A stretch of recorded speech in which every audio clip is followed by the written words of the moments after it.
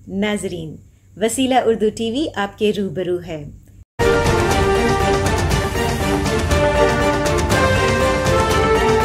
नाजरीन, प्रोग्राम तकल्लुफ़ बरतरफ में आज हम आपकी मुलाकात करा रहे हैं जनाब आज़म शाहिद साहब से, जो शायर हैं, अदीब हैं, सहाफ़ी हैं और आपकी शख्सियत मुख्तलिफ़ ख़ानों में मुनक़सिम है और हर ख़ाने में आपकी इनफ़रादियत मुसल्लम है। ये हमारी खुशनसीबी है कि उन्होंने आज वसीला उर्दू टीवी के लिए अपना कीमती वक्त दिया है। जनाब आज़म शाहिद साहब, हम प्रोग्राम तकल्लुफ़ बरतरफ में आपका इस्तेमाल करते हैं। शुक्रिया, बहुत बहुत शुक्रिया। जी हाँ, हमारे नाज़रीन जी, आपके ख़ानदानी और तालीमी पस मंज़र के बारे में जानना चाहते हैं। मैं रियासत कर्नाटक का जो बॉर्डर एरिया है कोलार, जो आंध्र प्रदेश से उसकी सरहदें मिलती हैं, वहाँ से मैं ताल्लुक़ रखता हूँ।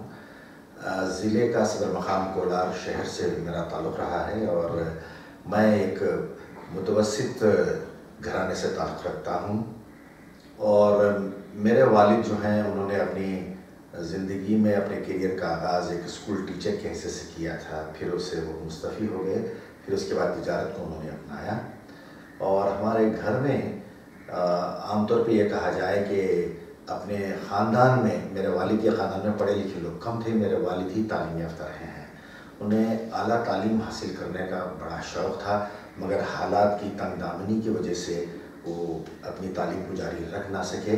मगर उस वक्त अपने महल्ले में वो आला तालीम याफ्ता लोगों में शुमार होते थे।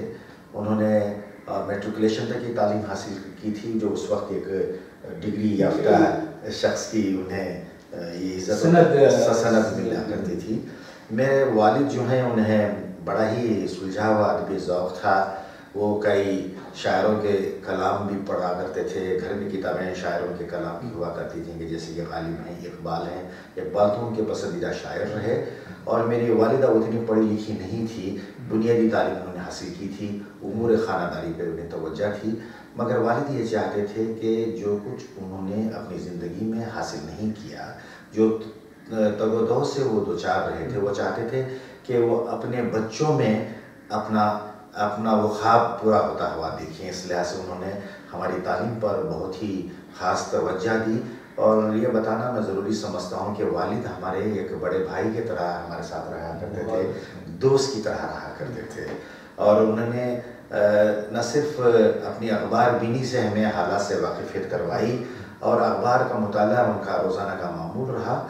और हमेशा वो घर पर जब भी फुर्सत के औकात में होते, सुबह के औकात में वो रेडियो सिलोन सुना करते थे और मुझे बताया करते थे कि फला कोई गीत पुरानी फिल्म का बज रहा हो, तो ये गीत किसने लिखा, किसने गाया, किस फिल्म का है। माशाअल्लाह। और वो उन्होंने मुझे हमेशा ये भी बताया कि वो एक ताजरान की जो मस्जिद हुआ करती थी, उसकी मस्जिद के मुतवल्ली भी हुआ करते थे। मेरे साथ वो डिस्कस करते थे कि रमज़ान के महीने में जो शब क़द्र आती है, उस दौरान मस्जिद के मुतवल्ली के हिस्से से उन्हें मुसल्लियों को खिताब भी करना था और साल भर का जो खर्च था उसके तफसीलात भी देनी थी। तो उन्होंने मुझे हमेशा ये कहा कि भाई, अच्छे एडमिनिस्ट्रेटर को हमें इस्लाम में तलाश करना है। उन्होंने हमेशा हज़रत उमर फ़ारूक की मिसाल दी, ये बताया कि किस तरह उमर फ़ारूक ने सेल्फलेस होते हुए किस तरह उन्होंने मिसाली हुक्मरान की हैसियत से काम किया।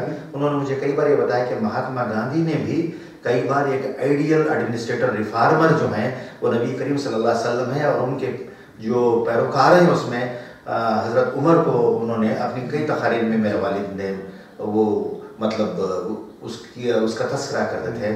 और हमेशा अपनी दुआ में वो बैतुल मुक़द्दस की बारियाबी के लिए दुआ करते थे।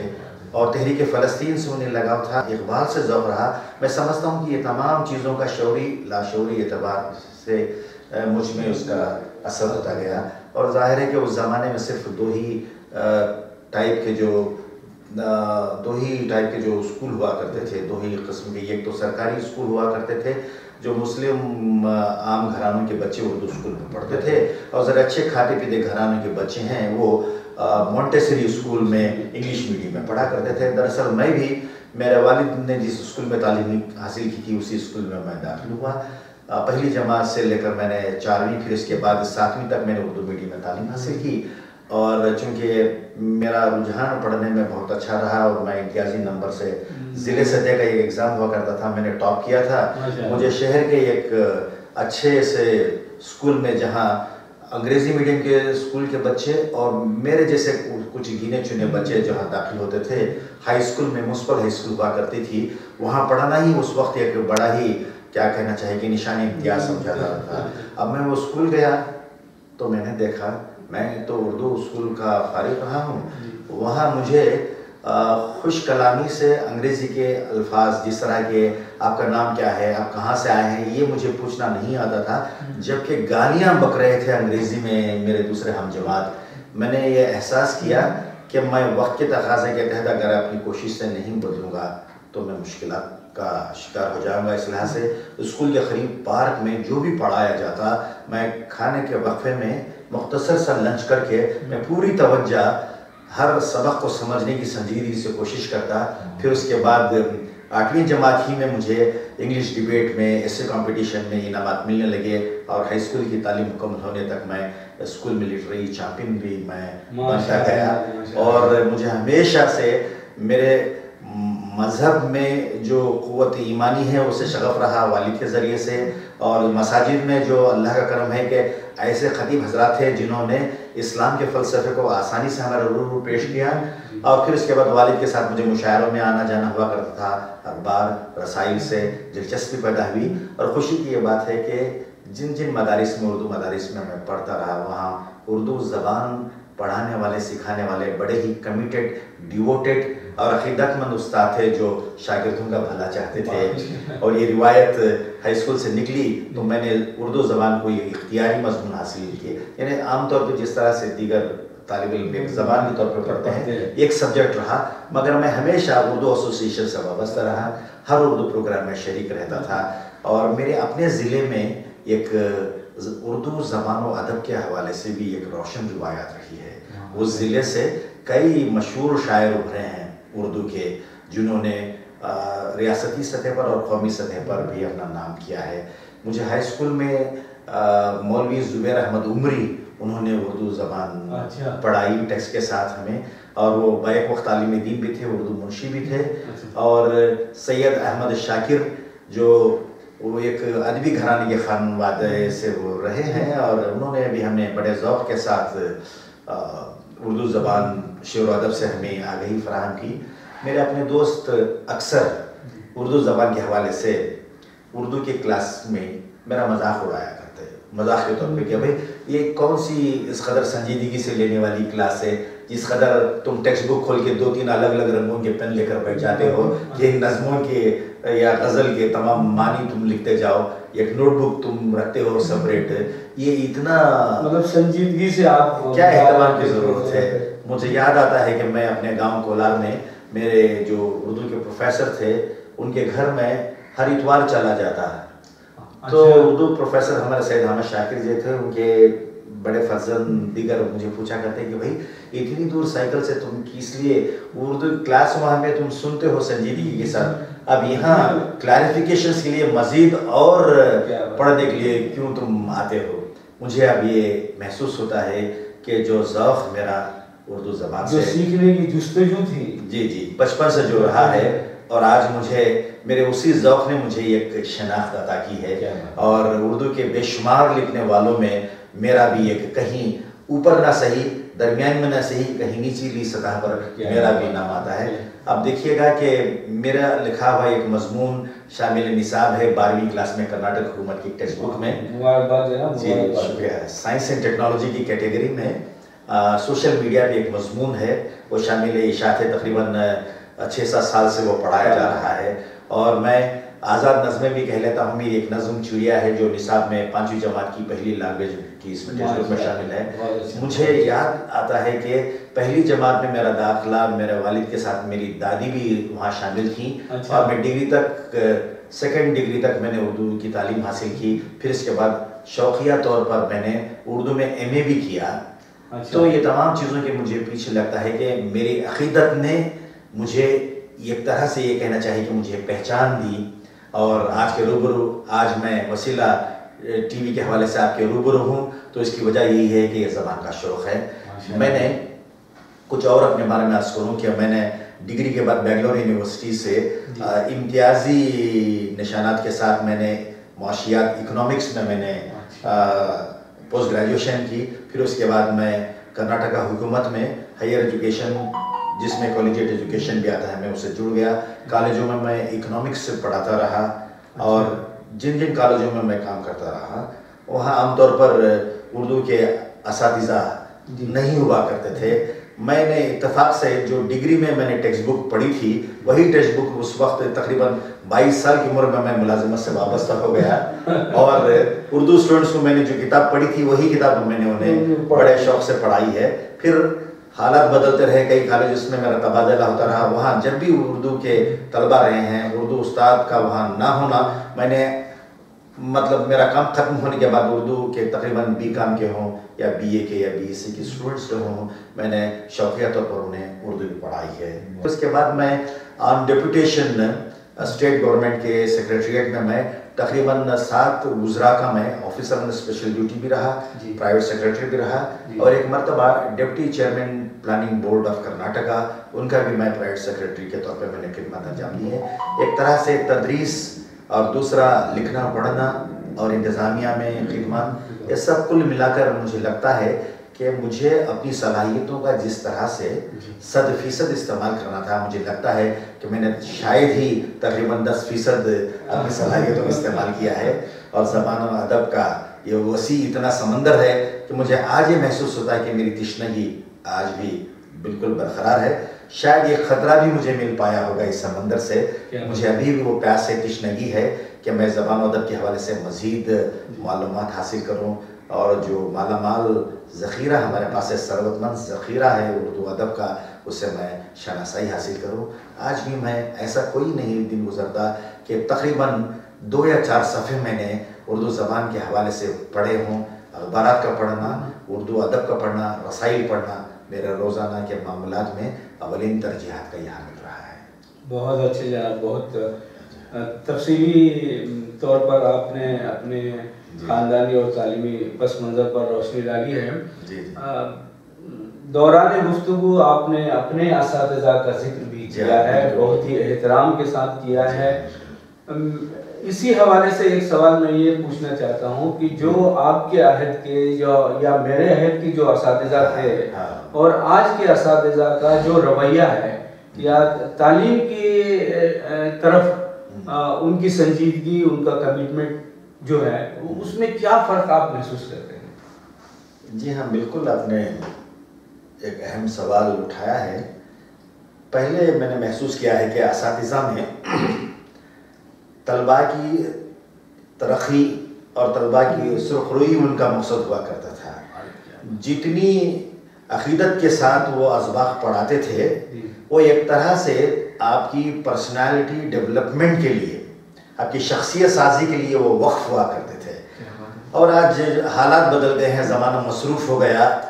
जहाँ पहले होटल में लोग बैठकर अपनी पसंद की चीज़ें ऑर्डर करके बाद में इत्मीनान से फारिग हुआ करते थे, खाते पीते थे, आज खड़े खड़े इंस्टेंट ज़माना आ गया है, खाने का ज़माना आ गया है। पढ़ने के एतबार से भी मुझे लग रहा है कि बस मक्खी पे मक्खी मारना ऐसा काम हो गया है। सिलेबस को ख़त्म कर दो, जितनी मालूमात आपके पास हों उतनी ही आप पेश करेंगे, मगर उसके सियाक़ व सबाक़ में रेफरेंस टू कॉन्टेक्स्ट पढ़ाना जो है, आजकल मेरी नज़र में अगर 100 ऐसे असातिज़ा हैं तो मिनिमम आपको 5 या 10 ही ऐसे मिलेंगे जो इस तरीके का मतलब आजकल क्या है, मुनाफाखोरी का दौर है। लोग ज़्यादातर उस पर तवज्जो देते हैं, मादियत हावी हो गई है अक़ीदत पर, वो लगता है। और मुझे ये महसूस होता है कि वो जो शख्सियत साजी का उनसर हुआ करता था, आज उसका फुक़दान नज़र आता है। और आज के दौर में भी ऐसे असातिज़ा हैं, मगर उनकी तादाद कम है। मैं चाहता हूं कि उनका जो कबील है, उनकी जो ट्राइब है, वो आगे बढ़े ताकि एक इस्तेहकाम मिल सके तालीम में। बहुत अच्छा, बहुत अच्छा। जी हाँ, आपने भी महसूस किया होगा और मुशाहिदे में भी ये बात आती है कि उर्दू मीडियम जी जी कि जो मदारिस हैं और जो अंग्रेजी मीडियम के मदारिस हैं उनके मेयार में काफ़ी फ़र्क है। बिल्कुल। इसकी वजह ज़रिए तालीम है, ज़बान है या कि एडमिनिस्ट्रेशन है, इंतज़ामिया है? हाँ, इसमें सारी चीज़ें शामिल हो गई हैं। अच्छा। अब देखिए कि कोशिश ये की जा रही है कि टेक्स्ट बुक्स जो तैयार होते हैं उसमें दीगर ज़बानों में जो असबाक हैं उसी के मुताबिक से इसमें भी रखे जाएं। अच्छा। हालात हाजिरा को पेश नज़र रखकर अपने माजी को, अपने हाल को, मुस्तकबिल को नज़र में रखकर निसाब तैयार किया जाता है। मुझे पिछली हुकूमत में निसाबी जो कमेटी होती है उर्दू टेक्स्ट बुक्स की तैयारी की, उसका असर नौ जायज़ा लेने के लिए प्रोफेसर बरगुर रामचंद्रप्पा की एक कमेटी बनाई गई थी। मुझे उर्दू, फारसी, अरबी की कमेटी का चेयरमैन बनाया गया था। माशाअल्लाह। जी, चूँकि फ़ारसी और अरबी से मैं उस कदर वाकिफ़ नहीं हूँ बुनियादी, मगर उस मैदान के माहिरीन को मैंने साथ लेकर किताब का असर नौ जायज़ा पहली जमात से लेकर 10वीं जमात तक, और उर्दू जो कर्नाटक में सेकंड लैंग्वेज के तौर पे पढ़ाई जाती है 5वीं जमात से, उसके लिए भी जो तस्हीकारी का काम है मैंने किया है। मुझे लगता है कि सिलेबस जिस तरह से तैयार किया गया है, असातिज़ा को जिस तरह की ट्रेनिंग दी जा रही है, उसका मुकम्मल फ़ायदा उठाते हुए असातिज़ा को चाहिए कि उनके पेश नज़र तलबा की फलाह व बहबूद हो, और जिस कदर वो बाखबर रहेंगे उसी हद तक अपने तलबा को भी बाखबर बनाएंगे। मैंने एक तरह से चंद असातिज़ा में ये बात महसूस की है कि वो हालात से बेखबर रहते हैं। अगर वो बेखबर होंगे तो तलबा को किस तरह असली तकाज़ों के तहत वो तैयार कर पाएंगे। अरे इस तरह से मुझे ये भी लगता है कि एडमिनिस्ट्रेशन, बहुत कम ऐसा होता है कि एडमिनिस्ट्रेशन उर्दू ज़रिए तालीम को तक़वीत पहुँचाने के लिए काम करता है।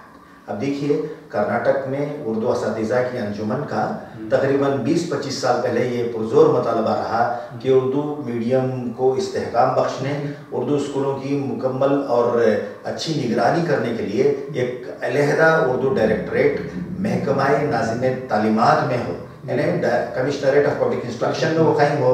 मगर ये पुरज़ोर मुतालबा का नतीजा ये हुआ कि उर्दू और दीगर अक़लियती ज़बानों से इल्हाक़ रखते हुए एक डायरेक्टरेट बनाया गया है, यानी directorate of Urdu and other minority languages. ये तमाम चीज़ें होने के बावजूद भी मुझे लगता है कि उर्दू असातिज़ा का मेयार, उर्दू मदारिस का मेयार और उर्दू स्कूल की सूरत हाल, उसका इंफ्रास्ट्रक्चर, खस्ता हाली एक तरफ, दूसरा एडमिनिस्ट्रेशन की एक तरह से बेतवज्जही, बेनयाजी भी है। इन तमाम चीज़ों के लिए जवाबदेह बनाने के लिए, अकाउंटेबिलिटी को कायम करने के लिए उर्दू बोलने वाले लोग भी बेखबर रहे हैं, और उर्दू बोलने वाले हमारे सियासी नुमाइंदों में भी एक तरह से बेनयाजी है।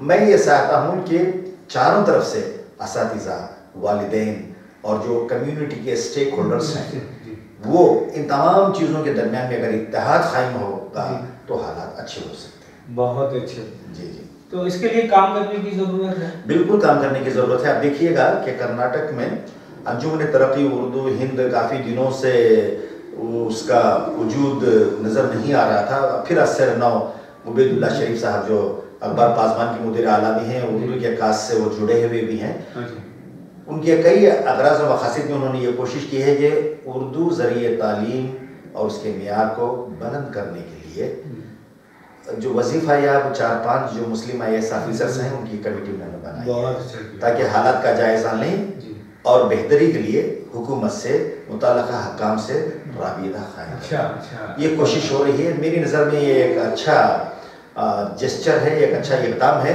इसको मज़ीद तक़वीत फ़राहम करने की ज़रूरत है।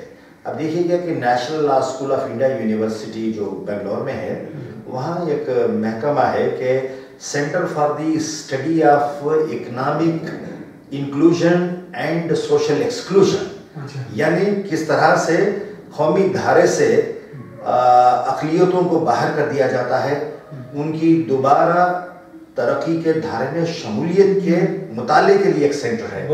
वहाँ एक स्टडी कर्नाटक के उर्दू मीडियम के जो सरकारी मदारिस हैं उसकी सूरत हाल पर एक रिसर्च पेपर भी तैयार किया गया है। बहुत अच्छा। और ये जो पेपर, जो रिसर्च पेपर है, अक़लियती बहबूद के डायरेक्टरेट से शाया हुआ है।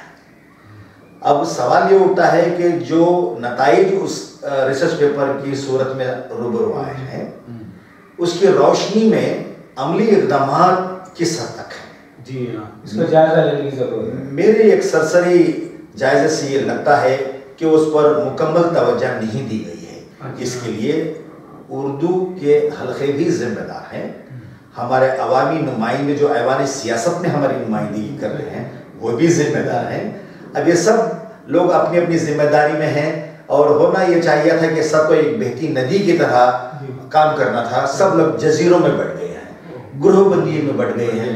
इससे जाहिर है कि खसरा ultimately at the receiving end जाहिर है कि ज़बान से जुड़े हुए मदारिस को ही भुगतना पड़ रहा है। जी हाँ मुहतरम, आप मुख्तलिफ शोबों से वाबस्ता रहे हैं। जी हाँ। उसके बाद आप सहाफ़त की तरफ आए हैं। जी हाँ सही। क्या आपने सहाफ़त को एक पेशे के तौर पर इख्तियार किया है या फिर इस मैदान में आने के पीछे कोई आपका एक अजीम मकसद पोशीदा था? जी जी बिल्कुल, आपने सही तौर पर ये मुझसे पूछा कि सहाफ़त से मुझे कैसा मैलान पैदा, कैसे मेरा इंक्लिनेशन पैदा हुआ। अब देखिए कि वालिद साहब की जो अखबार बीनी थी वो मुझे ज़रिया बनी, और जिस स्कूल में मैं पढ़ता था वहाँ अखबार आते थे, और हमेशा मैं कॉलेज की लाइब्रेरी में हमेशा अपना वक्त, जब भी लोग इधर उधर सैर व तफरी में गुजारा करते थे 1 घंटे 1.5 घंटे में, मैं हमेशा लाइब्रेरी में पाया जाता था। ये खुद मुबालगा नहीं है, मैंने हमेशा वो मुख्तलिफ अखबार जो मेरे घर नहीं आया करते थे मैं वहाँ देखता था, रसाइल देखता था। तो मुझसे ये महसूस हुआ कि अखबार जो है हालात से आगाही का एक मौसर ज़रिया है। प्रिंट मीडिया, उस वक्त इलेक्ट्रॉनिक मीडिया उतना तरक्की याफ्ता नहीं था, तो मैंने ये महसूस किया है कि सहाफ़त एक तरह से आपको हालात से आगाह करते हुए आपके जहन साजी का भी काम करना है। बहुत अच्छे जनाब। आपको ये बताता है कि भाई सच क्या है और झूठ क्या है, अफवाह क्या है, सदाकत क्या है। तो मुझे दिलचस्पी पैदा हुई कि सहाफ़त के मुताल्लिक़ मैं मालूम करूं, और मुझे मुल्क के नामवर सहाफ़ियों की तहरीरें पढ़ने का शौक़ हुआ। मैं अखबारात में उन्हें पढ़ता था, वीकली अखबारात में पढ़ता था, और मुझे ख्वाजा अहमद अब्बास के तर्ज़ तहरीर से, फ़िक्र तानसवी जैसे अहबाब जो हैं उनकी तंज़िया तहरीरों से मुझे एक शग़फ़ पैदा हुआ। और मैंने ये कोशिश की कि पहले मैं हल्के फुल्के मज़ामीन लिखा करता था, फिर उसके बाद मैं अखबारात को लिखने लगा, और तकरीबन एक समझिए कि 35 से 38 साल का ये सिलसिला गुजरा है कि मैं अखबारात के लिए लिखता रहा हूँ, रियासत के और मुल्क भर के अलग अलग अखबारात में आप मज़ामीन शाया। जी जी, पहल मैंने सिर्फ अपना नाम अखबार में छपा देखने के लिए मैंने सवाल जवाब का ये कानून हुआ करता था। उस ज़माने में एक मशहूर अखबार आज़ाद बेंगलोर से शाया हुआ करता था, अब्दुल हादी रफ़त उसके मुदीर हुआ करते थे। मैंने हल्के फुल्के जनरल नॉलेज के क्वेश्चंस भेजने शुरू किए। मेरा नाम उसमें शाया हुआ देखकर मैं इतना खुशी से सरशार रहा करता था कि उसका असर हफ्तों तक मेरे पास रहता था कि मैं कई अपने हल्कों में दिखाता था, तराशा काट कर देखो मेरा नाम अखबार में आया है। फिर उसके बाद जब लिखने की बारी आई तो मैं छोटी छोटी खबरें रिपोर्टिंग के तौर पर मैं रोज़नामा सालार को भेजता रहा, फिर मुख्तलिफ मौज़ूआत पर लिखता रहा। सालार में जो जय्यद अहबाब काम किया करते थे, ज़िया मीर साहब जो एक वक्त सहाफ़ी भी शायर थे, राज इम्तियाज़ साहब, अली हफीज़ साहब और सैयद अस्कर रज़ा वास्ती, मीर बदरुद्दीन अली, ये ऐसे अहबाब थे जिन्होंने दीगर मुलाजिमतों को छोड़कर सहाफ़त को तरजीह दी थी, क्योंकि सहाफ़त में वो काम कर रहे थे मजबूरी के लिए नहीं बल्कि अपने ज़ौक़ और अक़ीदत के लिए।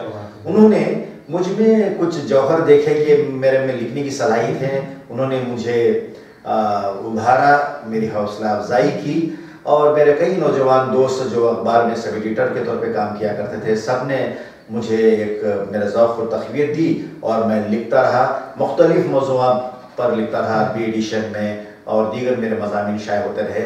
और ये लिखने का सिलसिला इस कदर चल पड़ा कि मैंने एक मुस्तक़िल कालम रोज़नामा सालार में अक्स दरक्स के उन्वान से शुरू किया, और तकरीबन 12 साल मुकम्मल होने आ रहे हैं। मैंने तकरीबन 580 कालम मैंने लिख लिए हैं और कभी नागा नहीं किया, हर बुध को मेरा कालम शाये होता है।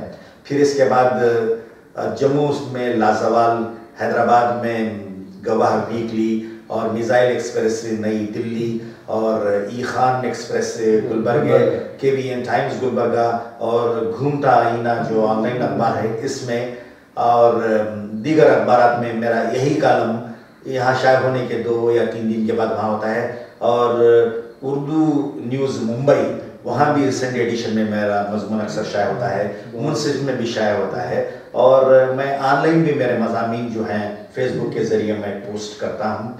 इस तरह से ये लिखने का सिलसिला चल पड़ा है। सहाफ़त को मैंने कभी पेशे के तौर पर नहीं बल्कि ज़ौक़ के लिए अपनाया, क्योंकि मुझे लगा कि ये एक इफ़ेक्टिव मीडियम ऑफ एक्सप्रेशन है। मेरे जो एहसासात हैं, तजर्बात हैं, मुशाहिदात हैं, जो रोज़मर्रा के हालात हैं, जो अपने शहर की सतह पर, रियासत की सतह पर, मुल्क की सतह पर, मैं उसको आम लोगों की तरह एक अलग पर्सपेक्टिव से, ज़ाविये निगाह से देखता हूँ। और जो मेरा मतनह नज़र है, मैं चाहता हूँ कि जो मेरे दिल में है वो आपके जहन तक भी पहुँचे। तो मैंने तरसील के इस ज़रिए को अपनाया है और अखबारात के लिए भी मैंने लिखा है, रेडियो टेलीविज़न के लिए भी मैंने काम किया है, और ये सिलसिला आज तक अल्लाह का करम है कि जारी है। माशाअल्लाह जी। तो कोई किताब सहाफ़त पर या आपने जो मज़ामीन आपके जो शाया हुए हैं अखबारात में, रसायल में, जी जी, उनको आपने जमा किया है मजमूए की? आप देखिएगा, जिस तरह मैंने अर्ज़ किया है कि आपको कि तकरीबन 35-38 साल से मैं लिख रहा हूँ, अब तक तो 10 से ज़्यादा मेरी किताबें हो जानी चाहिए थी। मैं इस तरह अलग अलग शोबों में मसरूफ़ रहा कि एक समझे कि मेरी काहिली और बेतवज्जही रही है जो नाक़ाबिल माफ़ है, बेनयाज़ी है। मेरे अपने घर वाले, मेरे अहले ख़ानदान, मेरी बेगम और मेरे बच्चे और मेरे रिश्तेदार और मेरे जितने भी दोस्त अहबाब हैं, जिस तरह आपने अभी ये पूछा, ये कहते हैं कि अब तक आपकी कोई किताब नहीं आई है। मैंने तय कर लिया है कि पहले मेरे जो मुंतखब कालम है उसका मैं उसकी 1-2 किताबें तैयार करूँ, फिर उसके बाद मेरी जो छोटी मोटी नज़में रही हैं उसका भी कलेक्शन आए और मज़ामीन का एक इंतखाब भी आए, और इस जानिब में ये कोशिश करता हूँ। आपने सही पूछा कि ऑलवेज ये कहा जाता है कि भाई जर्नलिज्म जो है लिटरेचर इन हरी समझते हैं। आज आपने अखबार में लिखा, कल वो पुराना हो गया। कौन वो लोग होते हैं जो आपकी तहरीरों को काट कर तराशे की तरह पेस्ट करके रखते हैं? मगर न सिर्फ आज के वक्त में, इस दौर में, बल्कि आने वाले दिनों के लिए भी आपने जो कुछ लिखा एक सनत के तौर पर, आपकी पहचान के तौर पर बाकी रहे। ज़रूरी रहे कि वो इशाअत से आरास्ता हो।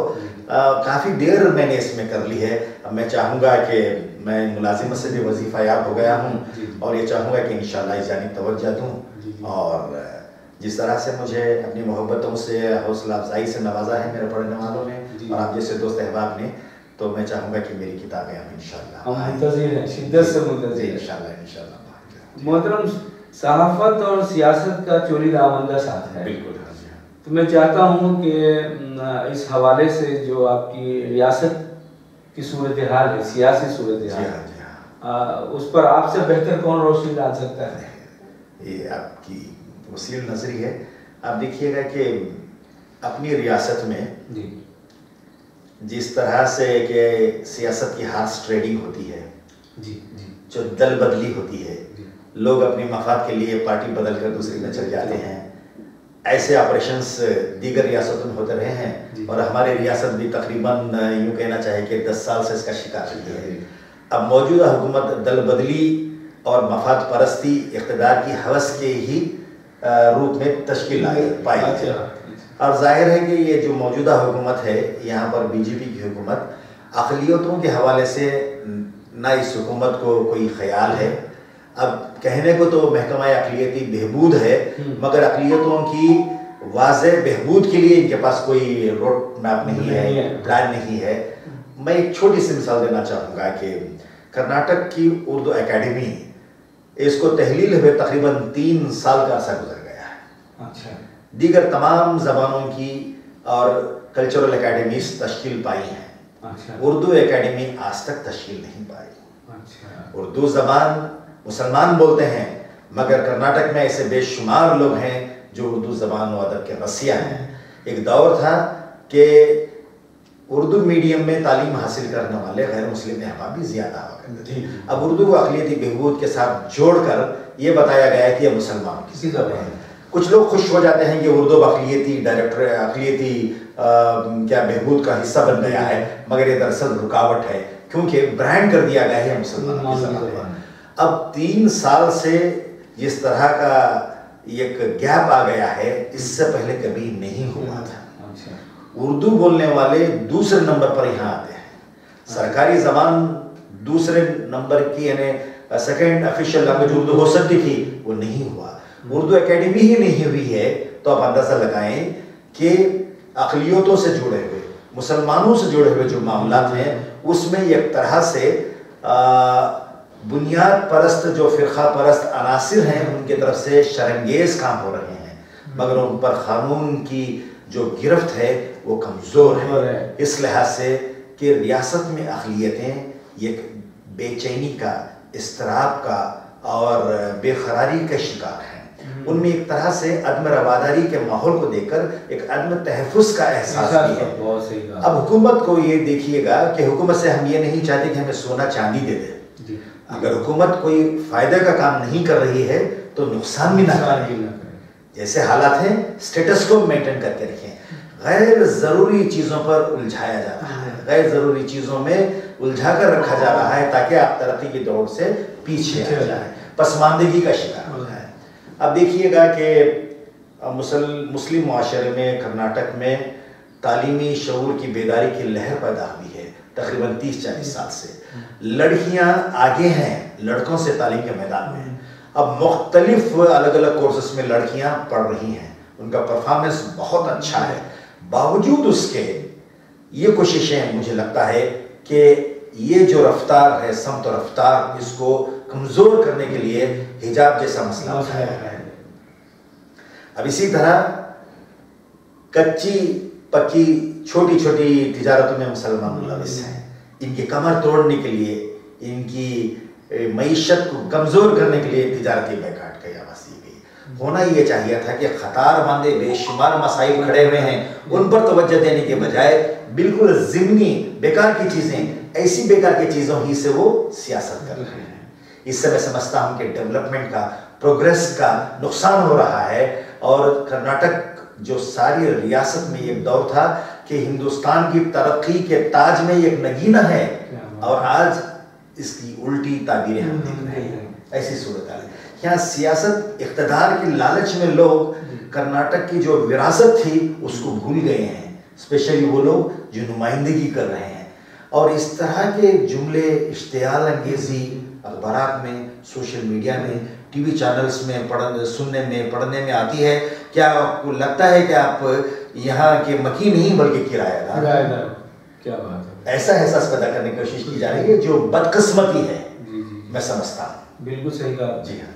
रियासत की जो सूरत हाल है, यानी कर्नाटक रियासत की जो सियासी सूरत हाल है, जी हाँ, मजमूई तौर पर पूरे मुल्क में, जी हाँ, यही सूरत हाल देखी और महसूस की जा रही है। बिल्कुल बिल्कुल। तो ये कोई मंसूबाबंद तरीके से ये चीजें हो रही हैं? हाँ हाँ, बिल्कुल बजा फरमाया आपने। इसके पीछे एक इनविजिबल प्लानिंग है, जो नजर नहीं आने वाली मंसूबाबंदी है।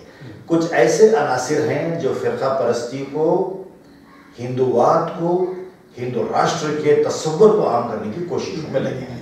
मुल्क में जो तकसीरियत में वहदत थी उसको दागदार करने पर लगे हुए हैं।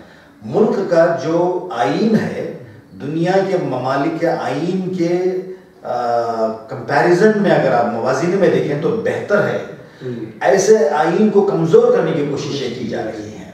और मुल्क की बुनियादें, जिस तरह के हमारे आईन की तमहीद में कहा गया we are sovereign democratic republic, और हमारे पास सेक्युलर क्रेडेंशियल्स हैं, इस सेक्युलरिज्म का मजाक उड़ाया जा रहा है। ये कहा जा रहा है कि इस मुल्क में बसने वाले जो अक़लियतें हैं, महात्मा गांधी ने कहा था, मुझे याद आ रहा है, जिस मुल्क में अक़लियतें अपने आप को महफूज महसूस ना करें वो मुल्क की हुकूमत कामयाब हुकूमत नहीं कह सकती। बहुत सही कहा, बहुत सही। और अब यही हो रहा है कि इस मुल्क में by choice not by compulsion मुसलमान इस मुल्क में रह रहे हैं, क्योंकि सदियों से जो विरासत हिंदुस्तान में मुसलमानों की रही है उसी विरासत की कड़ी हम सब हैं। मगर हमसे कई बार वतन परस्ती का सवाल किया जाता है। कर्नाटक के एक कन्नड़ जबान के मशहूर राइटर हैं, उनका नाम है बोडवार मोहम्मद कुन्नी। वो तरक्की पसंद कन्नड़ अदब की एक प्रोग्रेसिव वॉइस है। उन्होंने एक जगह कहा कि आज हिंदुस्तान में ऐसा माहौल आ गया है कि जिस तरह 5 वक्त नमाज मुसलमान को अदा करना लाजमी है, इस तरह का दानिस्ता गैर दानिस्ता तौर पर माहौल पैदा कर दिया है कि आपको दिन में कई मर्तबा ये सबूत देना पड़ेगा, ये सनद देना पड़ेगा कि हाँ भाई हम हिंदुस्तानी हैं। यानी आपके वतन परिस्थिति पर सवालिया निशान खड़े किए जा रहे हैं। ये एक मनसूबाबंद ही कोशिशें हैं। मैं समझता हूँ कि एक साजिश है कि आज हमने अगस्त ही के महीने में आज़ादी के 75 साल का आज़ादी का अमृत महोत्सव मनाया, मगर सरकारी एतबार से कहीं भी 200 साल तहरीक आज़ादी में जो मुसलमानों का जो रोल रहा है, मौसर रोल रहा है, अक्सर फरामोश करने की कोशिश की गई। न सिर्फ मुसलमानों का रोल बल्कि उर्दू जबान के किरदार को भी करने की कोशिश। बिल्कुल, आपने बिल्कुल सही कहा कि दीगर जबानों के मवाज़ीन में उर्दू जबान ने तहरीक आज़ादी में सबकी जबान का रोल किया है, तहरीक आज़ादी का रोल अदा किया है, और बिला तफरीक मजहब और मिल्लत सब ने उर्दू को अपनाया आज़ादी के शोर को बेदार करने के लिए। ऐसी तारीख पर गहन लगाने की कोशिश की जा रही है। और ये बताया जा रहा है कि मुसलमान जो हैं, जब मुल्क का बंटवारा हो गया, जो रहने वाले यहाँ मुसलमान हैं उनको मशकूक निगाहों से देखा जा रहा है। ये मैं समझता हूँ कि हिंदुस्तान के रोशन रिवायात की रोशनी में ये बिल्कुल क्या कहना चाहिए कि मायूस कुन रवैया है, और किसी तरह भी आपको हाशी पर रखने की कोशिश की जा रही है। आप बात करते हैं सबका साथ की, सबके विकास की और सबके प्रयास की। इंक्लूसिव डेवलपमेंट के लिए चाहिए कि आप गैर जानिबदार होकर सबको मौका दें, मगर जो हो रहा है सब अहले नजर जानते हैं कि क्या हो रहा है। सही कह रहे हैं आप जी। तो मोहतरम, सियासत से हटकर आप एक बेहतरीन शायर हैं, खुसूसन आपकी नज़्म गोई में जो नज़्में मैंने सुनी हैं, सहाफत में जो आपका लबो लहजा है, नज़्मों में भी वही लहजा नजर आता है। जी जी जी, करेक्ट। ये क्या आपने दानिस्ता तौर पर इस लहजे को इख्तियार किया है, या वो अंदर की जो आग है एक सहाफ़ी की, जो हालात का मुशाहिदा कर रहा है, जो नाइंसाफियों से रूबरू हो रहा है, वो सारी चीज़ें आपकी नज़्मों में वो नज़र आती हैं? मैं पूरी तरह इत्तेफाक करता हूँ आपके इस तज़िये के कि आपने मुझे से कहा फहम के तर्ज़ तहरीर को बगौर देखा। तो मुझे आपका जवाब देने से पहले मुझे जावेद अख्तर की शायरी के इब्तदाई दौर का एक शेर याद आ रहा है। हो सकता है कि शेर पूरे औज़ान में मुझे याद नहीं रहा। उन्होंने लिखा है कि किन लफ्ज़ों में इतनी कड़वी कसीली बात मैं लिखूं, किन लफ्ज़ों में इतनी कड़वी कसीली बात मैं लिखूं, मैं शेर की रिवायत निभाऊं या सच लिखूं। क्या बात है। तो मैंने रदीफ और काफिये पर कभी तवज्जो नहीं दी, और वो जो रेटोरिक एंड प्रासिडी जिसको अरूज व बलागत कहते हैं, मैंने कभी तवज्जो नहीं दी, इस लिहाज से कि शायद मुझ में वो सलाहियत नहीं रही हो। बल्कि मैंने जिस तरह के वर्ड्सवर्थ ने कहा था कि spontaneous expression of the thought जो है वही शायरी है, स्पॉन्टेनियस फ्लो। तो जिस तरह मैंने हालात की अक्कासी अपने मज़ामीन में की है, वही बात मेरी नज़मिया शायरी में भी दर आई है। मैं सिर्फ खाम ख्याली में कैद नहीं रहना चाहता, और तक़य्युल के हिसारों में मैं आपको कैद रखना नहीं चाहता। मैं ज़माने के साथ रूबरू होकर, ज़माने की आंख से आंख मिलाकर जो मैंने महसूस किया है, वो मैं माफी ज़मीर जो मैं महसूस करता हूँ वही मेरी नज़्मों में वो बात आती है। बहुत अच्छे। और मैंने सिर्फ अपने आप को खुश करने के लिए या मेरे सुनने वाले या पढ़ने वालों के लिए खाली वो जो आर्जी राहत है वो नहीं मैं देना चाहता, बल्कि मैं कम से कम उनके दिलों पर दस्तक देना चाहता हूँ कि जो मैंने महसूस किया, क्या आप भी ये महसूस कर रहे हैं? जो मैंने देखा, जो सुना, क्या आपके साथ भी ये हुआ है? मेरी ये कोशिश रही है। सही कहा आपने कि जो मेरी तहरीरों में है उसी का फॉर्मेट मैंने अपनी नज़्मों में भी रखा है। जी हाँ, बिल्कुल सही कहा आपने। तो जिस तरह आपकी सियासी मज़ामीन की किताबों का हमको इंतज़ार है, जी हाँ जी, इसी तरह आपके नज़्मों के मजमूए का भी हमको इंतज़ार है। इंशाल्लाह ज़रूर। और ये हमारी खुशनसीबी है, और मेरी खुशनसीबी है कि मैं आपका इंटरव्यू कर रहा हूँ।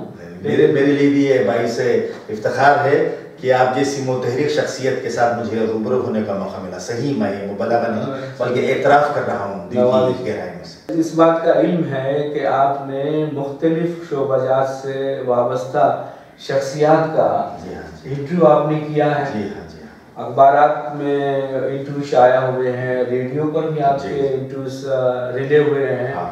तो इन पर रोशनी डालिएगा। जी जी। अब जिस तरह मैं सहाफ़त से जुड़ा, किसी अखबार में मैंने एक एम्प्लॉई के जैसे मैंने काम नहीं किया, बल्कि ऐसा भी दौर गुजरा है कि अखबारात के दफ्तर में रात देर गई तक मैं काम वहीं करता रहा, वहीं मज़ामीन लिखकर मैं देता रहा। मैं जब तक बैचलर रहा अखबार ही के दफ्तर में मैं सो जाया करता था अपनी मुलाजिमत की जगह। मैं उनकी अखबार के बंडल की वैन में जाकर बस स्टैंड जाकर मैं अपनी मुलाजिमत की जगह जाता था। मुख्तलिफ शख्सियत आपने इंटरव्यू किया है। हाँ। ये मौके कैसे आपको हासिल हुए और किन किन शख्सियत का आपने इंटरव्यू किया और उनके साथ आपका कैसा तजुर्बा रहा? करेक्ट। मैं शख्सियत की खिदमत पर और उनके जो तहरीकात रहे हैं उस पर मैं लिखता रहा। अखबारात में काम करने वाले जो टेबल पे डेस्क पे काम किया करते थे सीनियर अहबाब ने मुझे कहा कि आप फलानी शख्सियत आ रही है शहर को, मुल्क से बाहर से भी आ रही है, मुल्क के मुख्तलिफ मकाम से भी आ रही हैं, आप उनके साथ गुफ्तगू करें, इंटरव्यू करें। मैं सबसे पहले नर्वस हुआ करता था कि इतनी खदावर शख्सियतें हैं, मैं उनसे क्या पूछूंगा। मैंने होमवर्क करके सवालात तैयार किए। फिर इसके बाद मुझे मौका मिला कि मैं सबसे पहले अखबार सालार के लिए मैंने टीपू सुल्तान पर तहकीक करने वाली खातून एन बेडल, जो ब्रिटिश म्यूजियम जो है अल्बर्ट विक्टर म्यूजियम, उसमें इंडियन सेक्शन की क्यूरेटर थी। टीपू सुल्तान के हवाले से जो आसार लूट कर वहाँ रखे गए हैं उस पर वो रिसर्च करके फिर एक मरतबा श्रीरंगपट्टनम कर्नाटक यहाँ आई थी, सरकारी मेहमान हुआ करती थी। मैंने उनके 2-3 इंटरव्यूज़ किए। मगर देखिएगा कि हैरत की बात है मेरे लिए भी और एजाज़ भी कि अखबार सालार ने उसे सफ़े अव्वल पे शाया किया। तो जब खलीजी ममालिक खलीज की जंग चल रही थी, ईरान का अलग मौक़िफ़ था, मुझे हिंदुस्तानी सफ़ीर जो ईरान के डॉक्टर इब्राहिम रहीमपोर थे, माहिर माशियात भी थे, उनके साथ इंटरव्यू का मौका मिला। सालार के मुदीर आला मीर मकसूद अली खान साहब ने मुझसे कहा कि मैं उनका इंटरव्यू करूँ। वो इंटरव्यू भी सफ़े अव्वल पे आया। मेरे हौसले बनते गए। मैं मुजफ्फर हुसैन बर्नी जो हरियाणा के गवर्नर हुआ करते थे, माहिर इकबालियात हैं, मुझे उनसे इंटरव्यू करने का मौका मिला। और मुझे अखलाकुर रहमान खिदवाई जो साइंटिस्ट हैं उनका भी मुझे इंटरव्यू करने का मौका मिला। और इस तरह से एक तरफ से मुस्लिम दानिश्वर हैं, इनसे मुझे इंटरव्यूज़ करने के मौका मिले। खुर्शीद आलम खान जो दामाद डॉक्टर जाकिर हुसैन रहे हैं, जो गोवा के गवर्नर हुआ करते थे, उनके साथ मुझे इंटरव्यू करने का मौका मिला। और दूरदर्शन के लिए, ऑल इंडिया रेडियो के लिए मुझे कमीशन किया गया था कि डॉक्टर जाकिर हुसैन की 7 साला तकरीबात के दौरान मुझे खुर्शीद आलम खान जो गवर्नर हुआ करते थे कर्नाटक के, उनका इंटरव्यू मैंने किया। और इत्तेफाक की बात है कि फिल्मी अदाकारों में दिलीप साहब से लेकर शत्रुघ्न सिन्हा, धर्मेंद्र, इनके सब के मैंने इंटरव्यूज़ किए।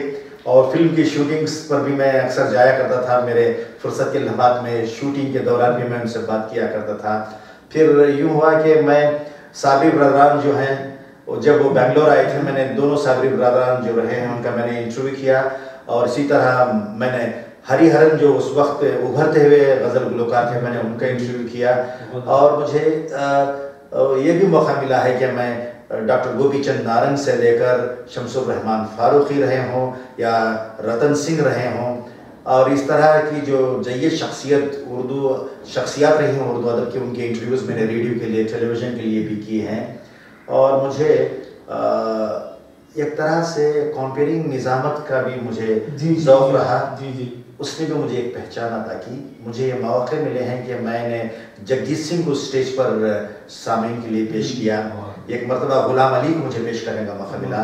मौसीक़ार आज़म नौशाद अली साहब इंट्रोड्यूस करने के लिए आए थे। मेहदी हसन साहब जो पहली और आखिरी मरतबा बेंगलोर तशरीफ़ लाए थे, महफ़िल ग़ज़ल प्रोग्राम था, उन्होंने मेहदी हसन साहब का बड़ा ही मुरस्सा तारुफ करवाया और मुझे मौका मिला था कि नौशाद साहब का मैं इंटरव्यू किया। नुसरत फ़तेह अली ख़ान तशरीफ़ लाए थे पहली और आखिरी बार। उन दिनों जावेद अख्तर की लिखी नज़में और गज़लें जो हैं नुसरत फ़तेह अली खान ने गाई थी, जो संगम एल्बम में आई थी। अच्छा। और मुझे याद है कि वो एयर इंडिया ने उसको लॉन्च किया था।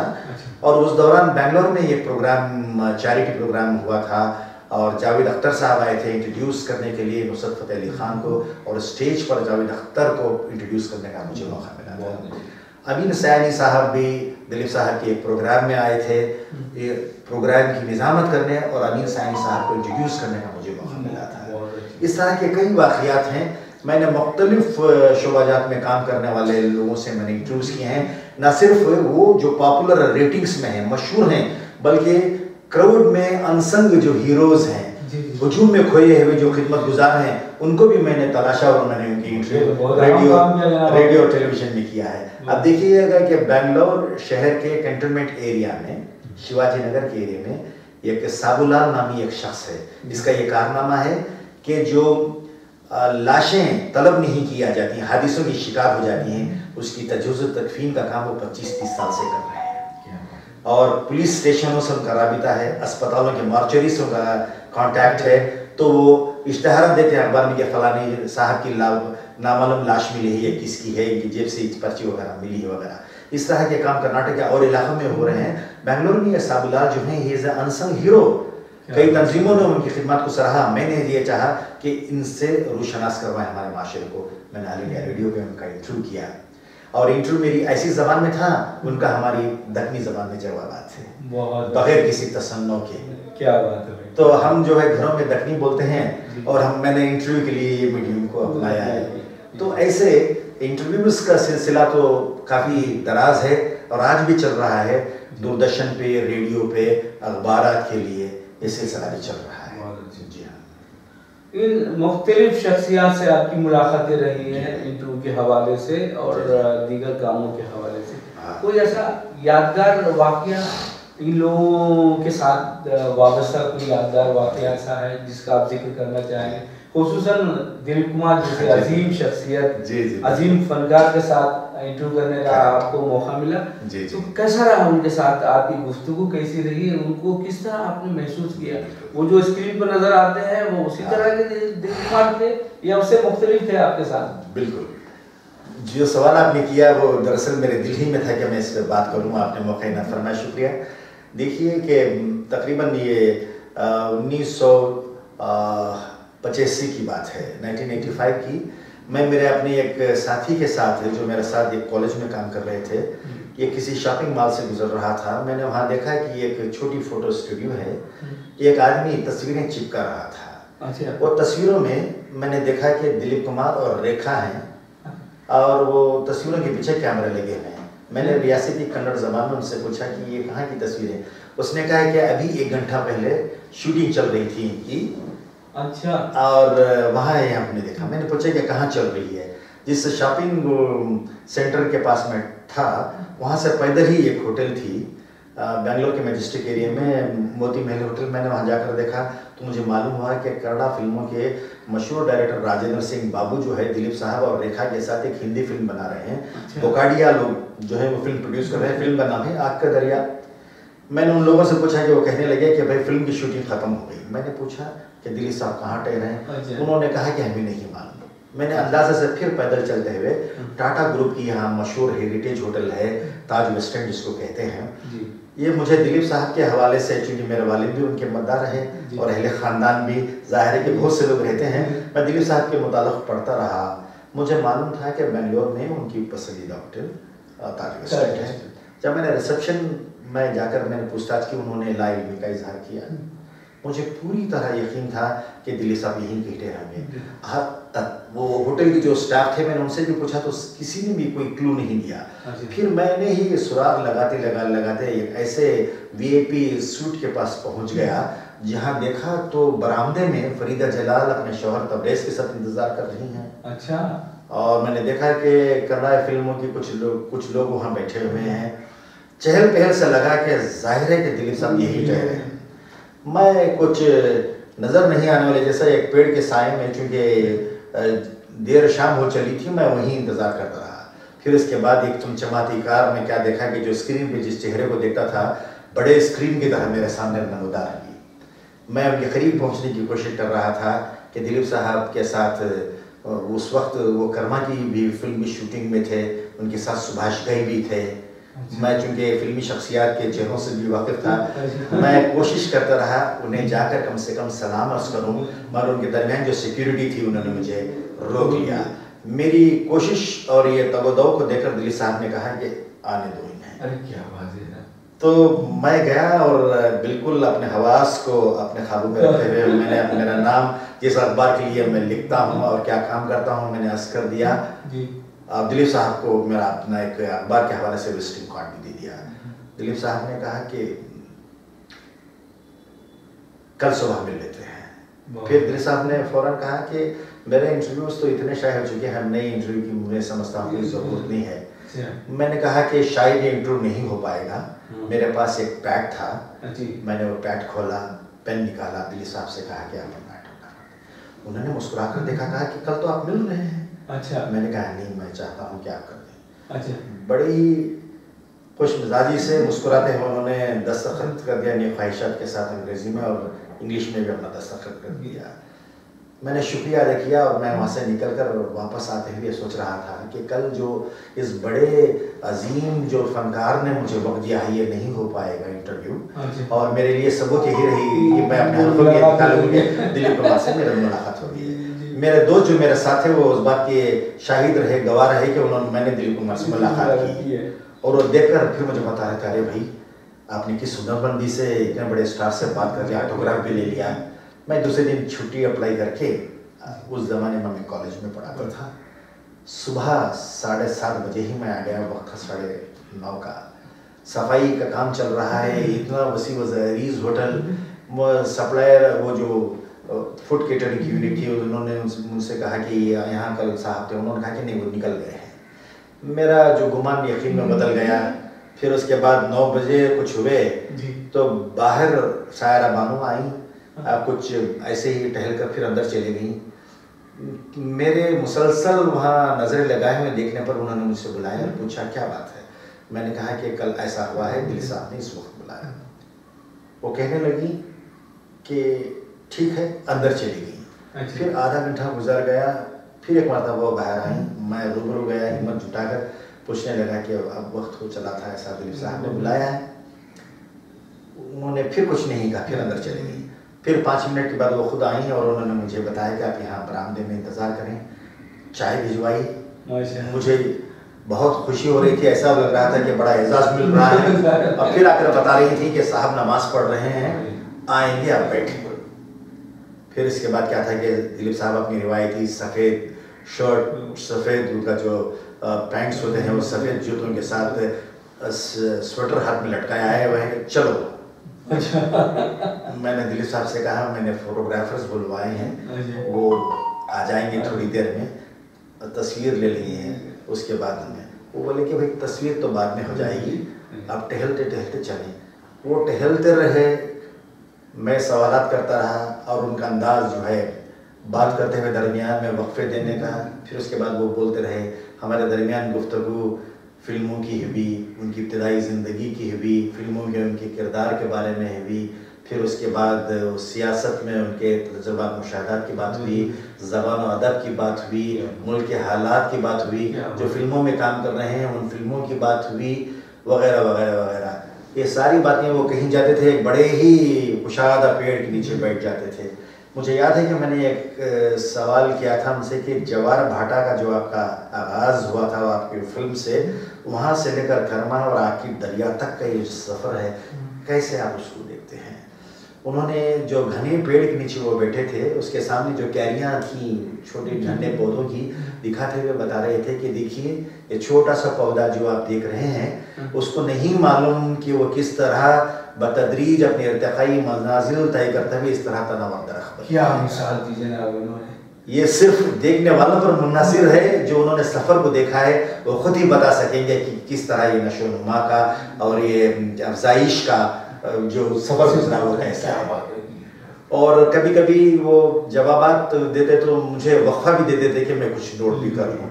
इस तरह हमारा सफ़र तकरीबन 10-15 मिनट का इंटरव्यू मैंने सोचा था, तकरीबन 1.5 घंटे पर मुश्तमिल गुफ्तगू होती थी। फिर उसके बाद बड़े खुश नसीब हैं आप इतने। फिर उसके बाद वो स्विमिंग पूल पे आए, फिर उन्होंने चाय मंगवाई, हमने फिर चाय पी के साथ जब तक फोटोग्राफर्स आए थे। जो फोटोग्राफर साथ फोटो लेने आए थे ब्लैक एंड वाइट में, उनके साथ एक और फोटोग्राफर भी आया था, क्योंकि मेरी और दिलीप साहब की तस्वीर जो वो ले रहे हैं, वो तस्वीर लेने के लिए भी एक और फोटोग्राफर वो साथ लाए। अच्छा। तो मैंने फोटोग्राफर्स को इंट्रोड्यूस करवाया, वो फटाफट तस्वीर लेने लगे। तो दिलीप साहब ने कहा कि ये तस्वीर ठीक नहीं आएंगे कि सूरज के रोशनी का एंगल अलग है। फिर दिलीप साहब ने फोटोग्राफर्स को कहा कि मैं इधर आ जाता हूँ, अच्छा, और आप इस तरह से तस्वीर साफ नजर। मतलब कितने उनके मुशाहिदे की तेजी, बारीकी दिखी, बारीक बीनी। अब तो हर जाविये से, क्योंकि तस्वीर के लिए उन्होंने सिर्फ ऐसा नहीं कहा कि भाई कोई लड़का आया है बिल्कुल नौसिख है, कुछ उसका इंटरव्यू हो गया, तस्वीर ले चला जाए। मैंने दिलीप साहब से कहा कि अगर जहमत माफ़ हो तो मैं अर्ज़ करूँ। दिलीप साहब ने कहा कि भाई पूछो। मैंने कहा कि मैं पैड पे कुछ लिखता रहूँगा ताकि तस्वीर में ऐसे लगे कि मैं आपका इंटरव्यू ले रहा हूँ। दिलीप साहब मुस्कुराए। मैंने कहा दिलीप साहब के मकान का पता मुझे अजबर याद था। मैंने दिलीप साहब से फिर उनके मकान का पता पूछा, तो वो बता रहे थे नंबर के साथ, पाली हिल, बांद्रा, मुंबई वगैरह। मैं वो लिखता रहा, तस्वीर लेती नहीं। तस्वीर ऐसी आई कि मैं ठहरे हुए दिलीप साहब का इंटरव्यू लेता रहा। फिर मैंने ख्वाहिश जाहिर की कि मेरे पढ़ने वाले क़ारीन, अखबार सालार के क़ारीन खुशी महसूस करेंगे कि आप उनके नाम कुछ पैगाम लिखें। तो मैंने स्केच पेन दिया, अपना पैड दिया। तो दिलीप साहब ने, मैं मीम अली शाहिद के नाम से फ़िल्मी मज़ामीन और सक़ाफ़ती मज़ामीन और तबसरे वगैरह लिखा करता था, फ़िल्मी तबसरे भी लिखा करता था। तो मैंने दिलीप साहब को कलम दिया, तो दिलीप साहब ने मीम अली शाहिद और क़ारीन सालार के लिए के साथ इस कदर खूबसूरत और दीदा ज़ैब उनकी तहरीर रही दिलकश कि उन्होंने लिखा, दिलीप कुमार लिख दिया। मैंने दिलीप साहब से फिर हिम्मत जुटा कर कहा कि असल नाम भी लिख दें दिलीप साहब। दिलीप साहब ने यूसुफ खान लिख दिया। मैंने कहा कि पूरा नाम लिख दें, तो फिर उन्होंने मोहम्मद का इजाफा किया। मैंने गुजारिश की कि तारीख भी लिख दें, तो उन्होंने तारीख भी लिख दी और उसके नीचे बेंगलोर भी लिख दिया, और वो इंटरव्यू अखबार में उसी तहरीर के साथ शाया हुआ। फिर दिलीप साहब को मैंने, दिलीप साहब की फिल्म मशल पे जो मैंने तबसरा लिखा था वो दिखाया, मैंने वो तराशा, उसकी सुर्खी मैंने लगाई थी, दिलीप साहब मशल की शानदार अदाकारी के लिए ऑस्कर अवार्ड के मुस्तहक हैं। और उसमें तस्वीर लगाई थी कि अमरीश पुरी को सलाखों के पीछे से वो दबोच रहे हैं। दिलीप साहब ने वो देखा, उसकी 2-3 लाइन पढ़ी और मुझे खंदा थपथपाते हुए कहा कि सलामत रहे आप। फिर उसके बाद मैंने कहा कि मैं एक और आपको ज़हमत दे रहा हूँ, गुजारिश है कि इस तबसरे पर आप ऑटोग्राफ कर दें। क्या बात है। दिलीप साहब ने नेकाइज के साथ लिखा, दिलीप कुमार लिखा, तारीख लिखी और मुझे दिया। तो आपने उस मौके का भरपूर फायदा उठाया। बिल्कुल बिल्कुल। तो इस तरीके से ऐसा हुआ कि अखबार सालार में ज़िया मीर साहब ने ये देखा, जो उस वक्त एग्जीक्यूटिव एडिटर थे, और सैयद अस्कर रज़ा वास्ती जो फिल्म एडिटर भी हुआ करते थे, वो इस कदर खुश हुए कि उन्होंने कहा कि भाई लड़का दिलीप कुमार का इंटरव्यू लाया है। 3-4 दिन अखबार के फ्रंट पेज पे उसका इश्तिहार आता रहा सालार की तरफ से कि मीम अली शाहिद का खुसूसी इंटरव्यू, शहंशाह जज्बात दिलीप कुमार के साथ पढ़े। जब इंटरव्यू पूरे सफ़े पर आया तो चारों तरफ उसका चर्चा होने लगा, और अखबार भी बहुत फरोख्त हुआ, और कई लोग मुझे उस इंटरव्यू के हवाले से भी जानते रहे। इस तरह से मैं तकरीबन 20-25 साल पहले की बात कर रहा हूँ कि जनाब शाहिद सिद्दीकी जो मुदीर रहे हैं नई दुनिया के, उनका मैंने इंटरव्यू किया। तो उनके इंटरव्यू की एक बात आज भी याद आती है, जो आज भी सादिक नज़र आती है, कि उन्होंने कहा कि उर्दू सहाफ़त को मुसलमानों की क़यादत का रोल अदा करना है। क्या बात कही जनाब। तो सुर्खी वही लगाई थी। ये 25 साल पहले का मैं उनका इंटरव्यू किया था। मुझे उनका वो कहा हुआ जो खौल था, मुझे आज भी सादिक नजर आता है। उर्दू सहाफ़त में, उर्दू अखबार की वक़्त कुछ भी रही हो, मगर कम से कम इस जानिब कोशिश वो कर रहे हैं कि क़यादत का, चूँकि हमारे पास क़यादत का कौमी सतह पर, रियासती सतह पर फुकदान है, या यूँ कहें कि बहरान है। ऐसे में उर्दू सहाफ़त ने हमेशा हाथ पकड़ा है मुसलमानों का रास्ता दिखाने के लिए, उनकी जहन साजी के लिए, उन्हें बताने के लिए कि बस आप ख्वाब गफलत में ना रहें, जागें, ये कोशिश हो रही है। बहुत अच्छे जनाब, बहुत अच्छे। जी हाँ। मतलब आप बहैसियत एंकर सियासी जलसों की एंकरिंग की है, जी हाँ।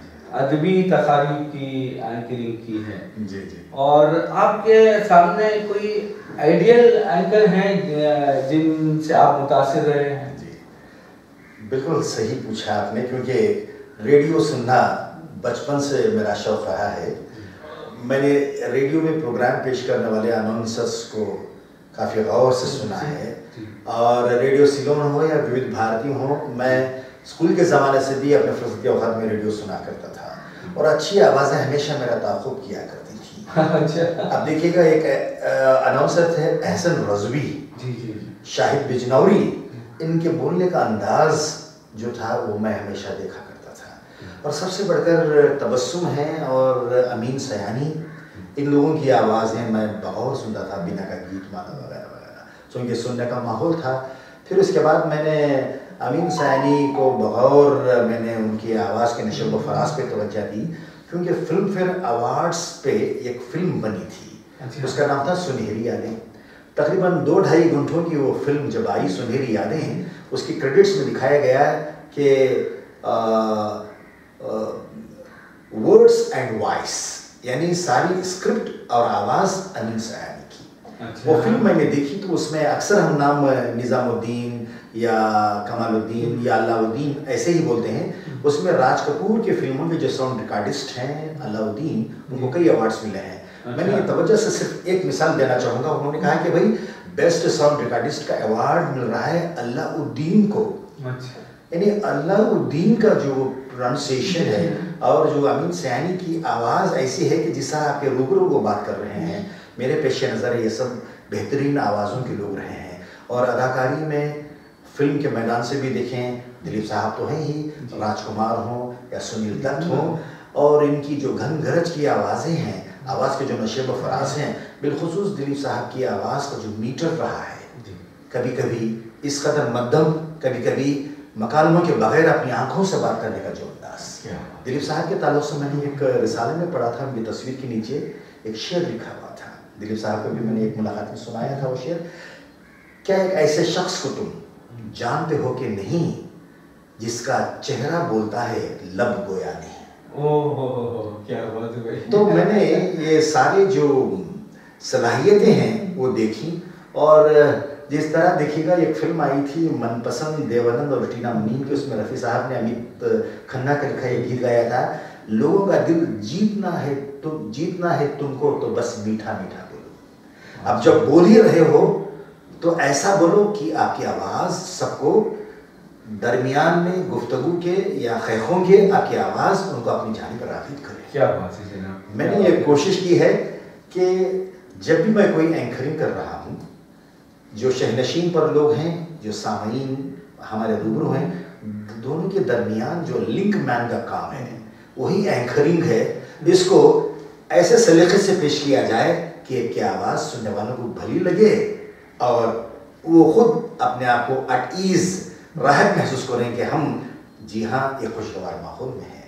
खुशगवारी को बरकरार रखने के लिए मैंने जाने की कोशिश की है। बहुत अच्छे। और इसमें आप 100% कामयाब हैं।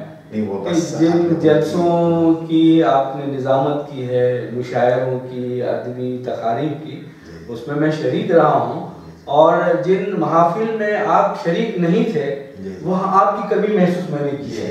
ये क्या नज़रफ़ी है आपका खुलूस। जी हाँ, मतलब इस इंटरव्यू के आखिर में जी हाँ, बहैसियत सहाफ़ी, बहैसियत अदीब, बहैसियत शायर, बहैसियत एंकर, आप हमारी नई नस्ल को क्या पैगाम देना चाहते हैं? मैं नई नस्ल को बस एक मशवरा देता हूँ कि उसको मैं पैगाम नहीं कहूँगा, नसीहत नहीं कहूँगा, बल्कि जो मेरे तजुर्बात रहे हैं इस तवील अरसे में, जो मेरे मुशाहदात रहे हैं, ये कहना चाहूँगा कि हर एक को अल्लाह ने सलाहियतें दी हैं। कुछ लोग ऐसे होते हैं जो 100%, 100%, 100% अपनी सलाहियतों का इस्तेमाल करते हैं, तरक्की की राह में आगे जाते हैं और लोगों को मीर कारवां बनकर नजर आते हैं।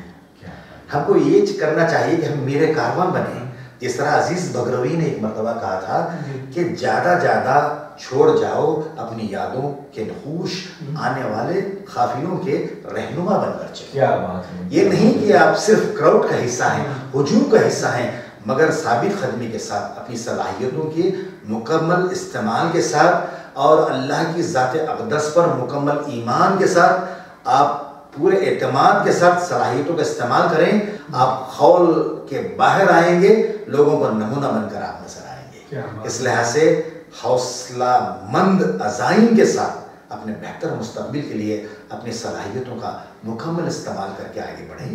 प्रिंट वर्ड चाहे किताब का हो या अखबार का हो, आज भी अपनी जगह वो एक अपनी मुसद्दिक़ा अहमियत रखता है। इस लिहाज से मुताल्ले का ज़ौक़ को ज़िंदा रखें, चूँकि सिर्फ व्हाट्सएप में व्हाट्सएप यूनिवर्सिटी के तालिब इल्म बनकर हासिल करना बहुत कम हासिल कर सकते हैं।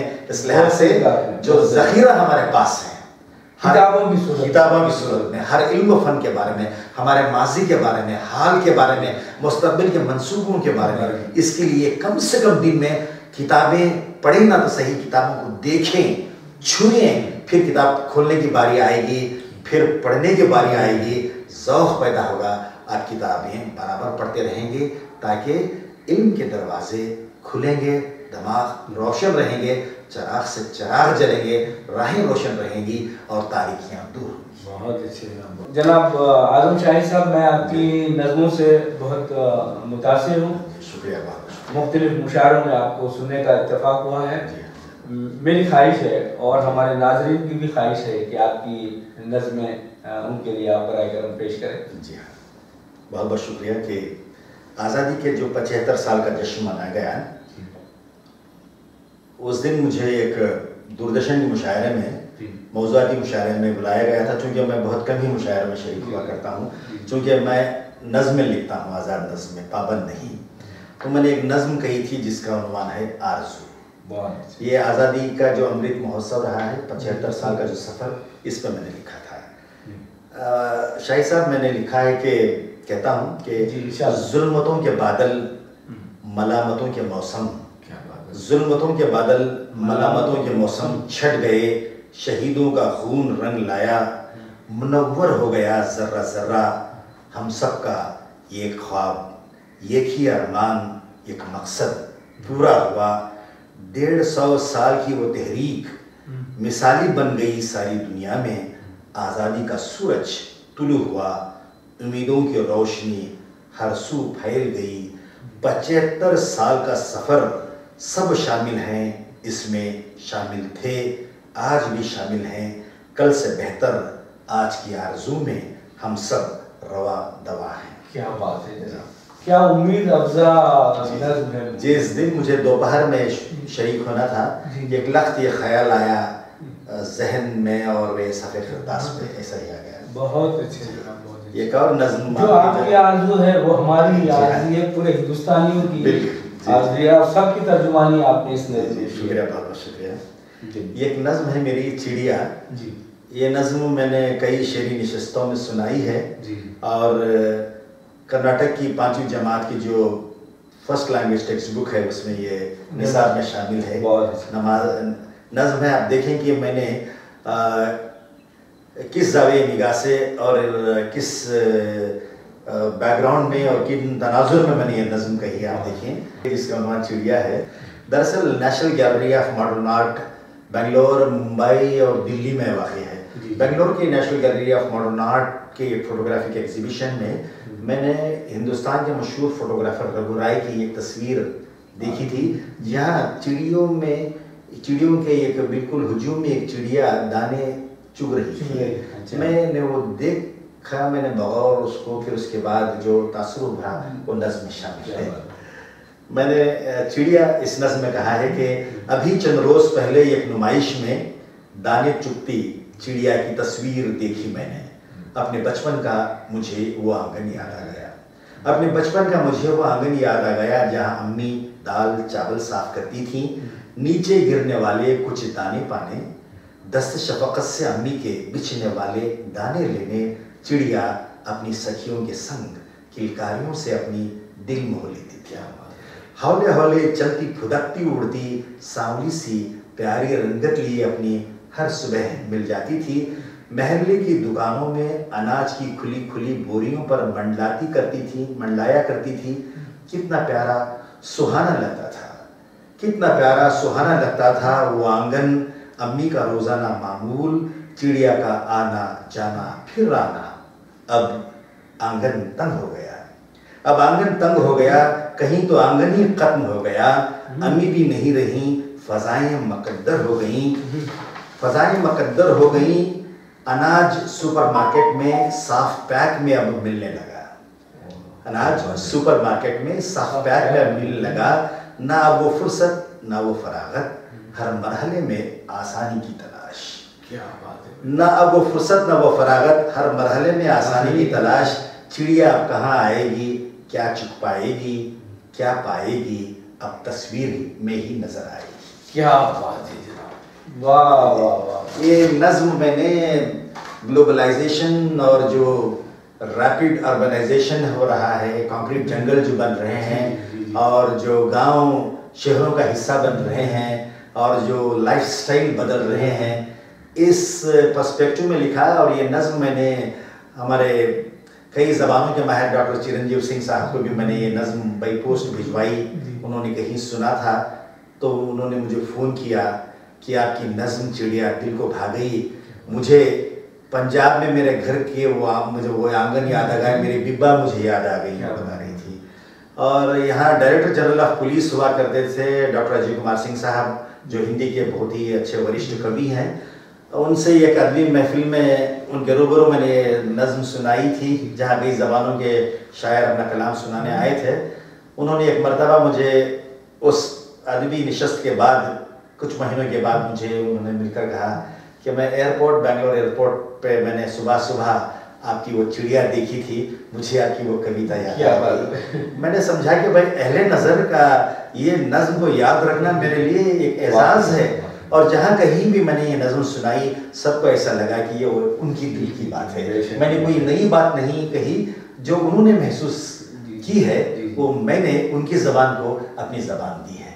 ऐसा महसूस किया। बहुत अच्छा जी, बहुत अच्छा। आपके अदबी सफ़र में, जी जी जी, सहाफ़ती सफ़र में जी आपकी शरीक हयात का अगर आप जिक्र करना चाहें तो हमें बहुत खुशी होगी। बिल्कुल। अब देखिएगा कि आपके दरमियान जो मैं यहाँ आया हूँ, जी जी, आपके साथ जो मेरा वक्त गुजरा है और जिस तरह मैं नाज़रीन से रूबरू हूँ, आपके सामीन से, जी जी, इसके इसके पीछे भी मेरी बेगम जो मेरी शरीक हयात हैं, इन्हीं का हाथ है। क्योंकि कल हम एक तकरीब में थे, अपनी ख़ानदानी तकरीब में, रात बहुत देर गए, हम सब लोग मकान लौटे थे और सुबह मुझे यहाँ आना पड़ा। ये उनकी हौसला अफजाई ही है, ये उनका जो सब्र तहम्मुल ही है कि मैं अपनी ज़ौक़ को जारी रख सका। बहुत अच्छा। क्योंकि मैं जब भी पढ़ता हूँ, लिखने बैठता हूँ, तो जाहिर है कि वक्त चुरा कर हम किसी कोने में जाकर रह जाते हैं। वहाँ सलामती या जहन के साथ हमको स्पेयर कर देना और अपने तौर से हमें डिस्टर्ब नहीं करना ही उनका बहुत बड़ा कंट्रीब्यूशन होता है। और दूसरों की नज़र में ये तज़िया औकात रहे हों, मगर घर वालों ने इसको कदर की निगाह से देखा, ये बहुत बड़ी बात है। और चूँकि मेरी बेगम आला तालीम याफ्ता हैं, उन्होंने वो अंग्रेज़ी के प्रोफेसर हैं, अंग्रेज़ी ज़बान अदब की। माशाअल्लाह। और देखिएगा कि हमारे दरमियान हम आहंगी ज़बान अदब ही की बुनियाद पर रही है। माशाअल्लाह। और उन्होंने यूनिवर्सिटी ग्रांट्स कमीशन की टीचर फेलोशिप पे इस्मत चुगताई की कहानियों के किरदारों पर अंग्रेजी में उन्होंने एमफिल लिखा। क्या बात है। फिर उसके बाद जब उन्हें टीचर फेलोशिप में पीएचडी के लिए परमिशन मिला, तो उन्होंने 4 ख़वातीन जो हमारी अहम क़लमकार और कहानीकार रही हैं, जैसे कि क़ुर्तुल हैदर, इस्मत चुगताई, रज़िया सज्जाद ज़हीर, जीलानी बानो, इन चारों की तहरीरों में माबादे हुसूल आज़ादी जो रही है, इसके दौरान जो उन्होंने औरतों के मसाइल की अक्कासी की है, इस मौजू पर उन्होंने उर्दू अदब के ज़रिए तमाम तहरीरों को पढ़कर उन्होंने अंग्रेजी में अपनी डॉक्टरेट बहुत बड़ा काम है। डॉक्टरेट के लिए उर्दू कलमकारों को अंग्रेजी में मुतारुफ जी हाँ, तो बहुत अहम काम जी हाँ, जी हाँ। जिलानी बानो को हम मिले थे हैदराबाद में, क्योंकि इसमें शामिल चारों खवातीन जो नहीं रही हैं, और जिलानी बानो ने भी मौजू को बहुत सराहा था। तो ये देखिए उनका काम रहा है। और जिस तरह मैंने आपके रूबरू जो नज़्म सुनाई है, कन्नड़ में चिड़िया को गुब्बच्ची कहते हैं। अच्छा। और इस पर भी उन्होंने वो तर्जुमा इसको किया है। अच्छा। UR नथमूर्ति ज्ञानपीठ अवार्डी रहे हैं कन्नड़ लैंग्वेज के। उन्हें टैगोर के, रविंद्रनाथ टैगोर गुरुदेव के तकरीबन 150 साल की तकरीबात के दौरान इंदिरा गांधी नेशनल यूनिवर्सिटी ने उन्हें, ओपन यूनिवर्सिटी ने टैगोर चेयर प्रोफेसर बनाया। उन्होंने अपने ओहदे का चार्ज लिया था सेलिब्रेशन ऑफ इंडियन लैंग्वेजेस के तौर पे। उन्होंने कई हिंदुस्तानी ज़बानों की शायरी के पेशकश के लिए उन्होंने हमा लिसानी मुशायरा रखा। ये नज़म जब डॉक्टर UR नथमूर्ति ने सुनी, और मेरी बेगम जो उनकी शागिर्द रही हैं डॉक्टर तस्लीम ताज, उन्होंने इसका कन्नड़ में तर्जुमा किया था और एक कॉलेज की मैगजीन में भी वो शाये हुआ था। उन्होंने तर्जुमा पढ़ा। उन्होंने कहा कि तेरी दीगर तमाम नज़में मुझसे उससे कोई सरोकार नहीं, ये नज़्म तू पढ़े। तो उन्होंने कहा जब पहली बार मुझे भी ये लिखी हुई नज़्म में कुछ उसमें अहमियत नज़र नहीं आ रही थी, वो चूंकि जहादीदा आदमी थे और दुनिया भर के अदब का उन्होंने मुताला किया था, उन्होंने कहा कि तेरी बेगम ने तेरी ये नज़्म अगर तर्जुमा की है तो इसमें जान है, तो क्योंकि मुझे उसकी सलाहियत पर पूरा यकीन है। तो दीगर ज़बानों की तरह ये नज़्म की जब बारी आई तो इसको कन्नड़ में मेरी बेगम ने पेश किया, फिर उसके बाद मैंने उर्दू में सुनाया। उस वक्त मौजूदा अहबाब में जो उर्दू और हिंदी से वाकिफ़ थे, डॉक्टर अजय कुमार सिंह भी थे, और कन्नड़ के बहुत अच्छे अदीब व शायर हैं जयंत कैकिनी, जिन्होंने नगमे लिखे हैं कई फिल्मों के लिए यहाँ पर, और वो बहुत ही बॉम्बे भी रहे हैं, साहिर लुधियानवी के, मजनू सुल्तानपुरी के शायरा रहे हैं वो, आनंद बख्शी के भी। वो नज़्म जब पढ़कर मैं डाई से नीचे आ रहा था तो मुझे अपनी निशस्त से उठकर अजय कुमार सिंह साहब ने मुबारकबाद दी, और हमारे ये जो साहब रहे हैं जयंत कैकिनी ने भी कहा कि आपकी कविता बहुत अच्छी लगी, और अनंत मूर्ति साहब ने कहा कि भाई, उन्होंने थपथपाई और कहा कि देखा मैंने तुझसे कहा था कि ये नज़्म जान है, बहुत अच्छी नज़्म है, उन्होंने कहा मुझे। तो मेरी बेगम जो है, चूँकि उन्होंने उर्दू ज़रिए तालीम से ही तालीम हासिल की, फिर उसके बाद उन्हें स्कूल में भी, मतलब कॉलेज में भी कन्नड़ पढ़ने का उन्हें मौका मिला था। उन्होंने कन्नड़ की कई कहानियों का तर्जुमा किया है, और बसात खुद उन्होंने कई कहानियाँ लिखी हैं। कहानियाँ कन्नड़ में उनकी लिखी हुई छपी हैं। उन्होंने तबसरे भी कन्नड़ में लिखे हैं। उसके लिए एक निसाई आवाज़ जो है अदब में, वो उनका मैलान रहा है। उसमें उन्होंने मगरिबी ज़बानों का जो अदब है, हिंदुस्तानी जो अदब है, उसका उन्होंने तक़ाबुली मुताला किया है, और आज भी वो मुसलसल अपने इस काम में मसरूफ़ रही हैं। बहुत अच्छी। जी हाँ मोहतरम, बहुत ही भरपूर मुकम्मल गुफ्तगू रही है आपसे। जी जी, मुझे भी फर्हत का एहसास है। जी हाँ। और मुख्तलिफ इंटरव्यूज़ करने के बाद मुझे लगा कि ये आज का जो इंटरव्यू है, ये बहुत ही हमजहत इंटरव्यू रहा है। जी जी। इसकी वजह आपकी शख्सियत खुद हमजहत है। बस अल्लाह करम, आपकी दुआएं जी। और मैं अपनी तरफ से और वसीला उर्दू टीवी की तमाम टीम की जानिब से आपका शुक्रिया अदा करता हूँ कि आपने अपना कीमती वक्त दिया और अपनी गुफ्तगू में इतने तमाम मसाइल पर, इतने मुख्तलिफ शोबों पर आपने भरपूर रोशनी डाली। इसके लिए आपका बहुत बहुत शुक्रिया। मैं भी वसीला टीवी के तमाम नाजरीन का और आपका बसने में खल्ब शुक्रगुजार हूँ कि मुझे वसी तर पैमाने पर नाजरीन से रूबरू होने का मौका मिला। बहुत बहुत शुक्रिया।